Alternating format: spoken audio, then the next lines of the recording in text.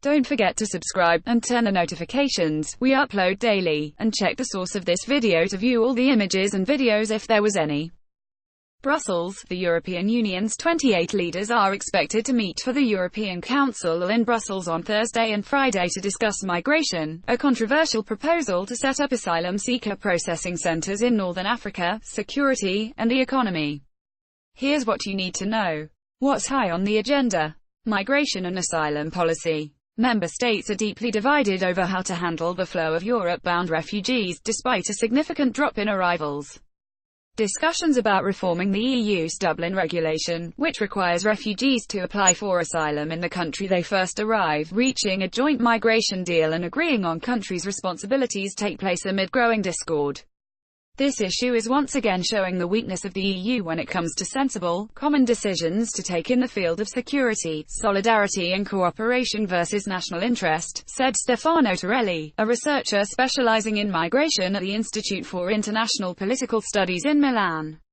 Are many refugees and migrants still going to Europe? In short, no. So far in 2018, 43,000 people have traveled by sea, with most 16,000 arriving in Italy followed Spain, Greece and Cyprus, according to the International Organization for Migration. Almost 1,000 are believed to have died in the Mediterranean Sea. At the current rate, the UNHCR expects that 80,000 people will arrive, about half the 2017 number. The prioritization of migration above challenges such as unemployment, social inequality and corruption indicates how the issue has become politicized, said Torelli. Why this discussion now? This is the result of the internal instrumentalization of the issue played by some national leaders, one of them being the new Italian Minister of Interior, Matteo Salvini, he said. Where is the migration discussion currently?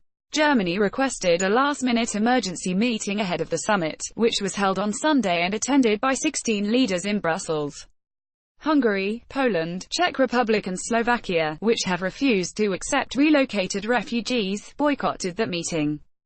German Chancellor Angela Merkel and French President Emmanuel Macron of France are concerned with shared responsibility for asylum seekers and stemming the secondary migration of refugees between EU countries. France and Spain want to keep refugees in closed centers until their asylum claims have been processed. We all agree that we have to stop illegal immigration and that we have to secure our borders. German Chancellor Angela Merkel. Prime Minister Giuseppe Conte of Italy's new populist, anti-immigration government has shared a plan to overturn the Dublin regulation. In recent weeks, Italy has rejected rescue ships such as the Aquarius, which was carrying 630 refugees and eventually granted docking rights by Spain. In spite of differences, member states agree on a need to strengthen external borders. We all agree that we have to stop illegal immigration and that we have to secure our borders, Merkel said after Sunday's meeting. The EU wants to set up processing centers in Northern Africa. How far along are these discussions?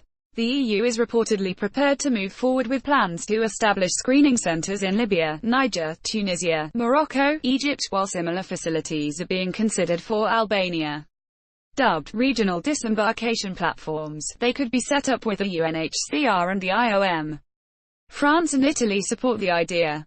The ability to maintain high standards of reception and safety of individuals has got to be of chief concern. It's hard enough in the EU.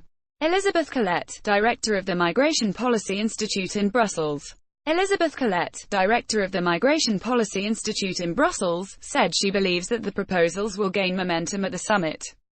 I think the European Commission is investigating it. They've been discussing it with various leaders over the last week.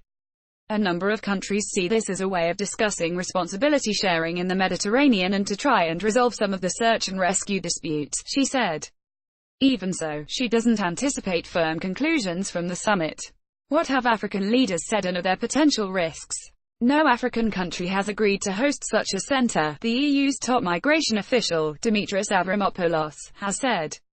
Salvini, Italy's far-right deputy prime minister and interior minister, met Ahmed Maitik, Libya's deputy prime minister, in Tripoli Monday to discuss setting up facilities in southern Libya.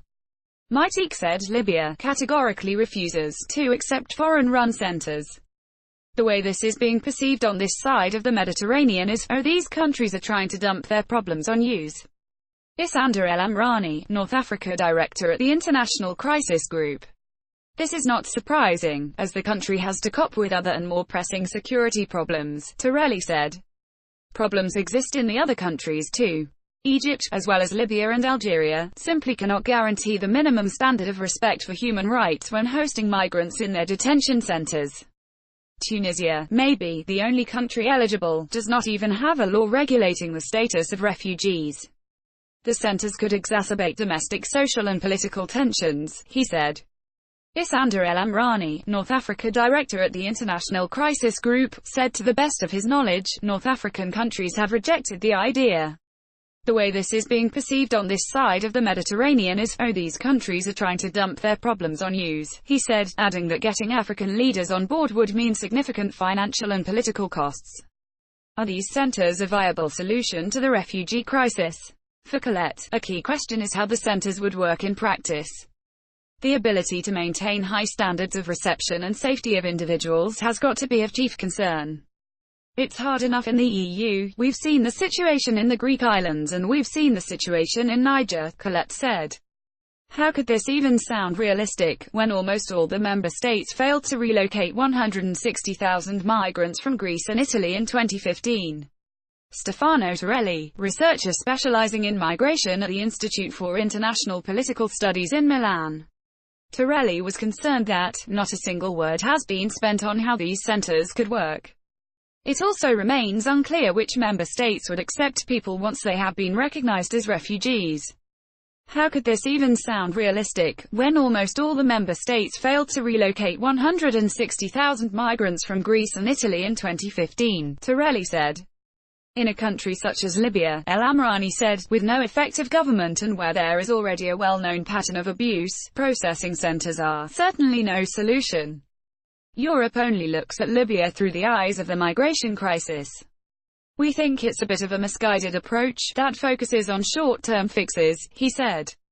While Tunisia is politically stable, proposed centers would make it a destination, something that could increase local tensions. Processing centers, or hotspots, come with a range of pressures which are not easy for the host states to handle, he said. What's at stake? EU leaders in December set a deadline for the end of June to reach an agreement over asylum seekers, but a solution remains out of reach.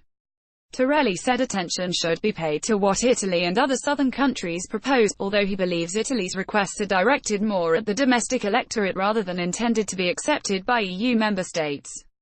Article GUID. At a press briefing on Monday, Natasha Berto, a spokesperson at the European Commission, said many of Italy's proposals to find echo in what we're doing, and what we're planning to, when it comes to reform of the European asylum system. Another important discussion point at the summit will be the provision of legal channels of migration.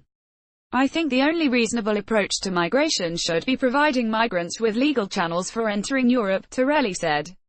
This will curb the illicit traffic and could regularize the flows should the EU reach bilateral agreements with the different origin countries. What are the possible outcomes? Torelli believes the summit is likely to reflect the fractured state of Europe.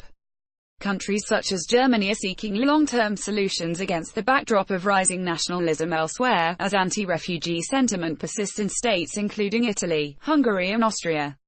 I do not think they will come to any real and practical agreement on migration, Torelli said. Two different positions and too instrumental. What else is going to be decided and discussed? Decisions concerning taxation, digital and innovation are expected to be adopted. There will be discussions about the next long-term budget, which will run from 2021 to 2027, security, defense and EU-NATO cooperation before the NATO summit in July. Ongoing Brexit negotiations will be reviewed by the EU 27 leaders and there will be talks about Eurozone reform.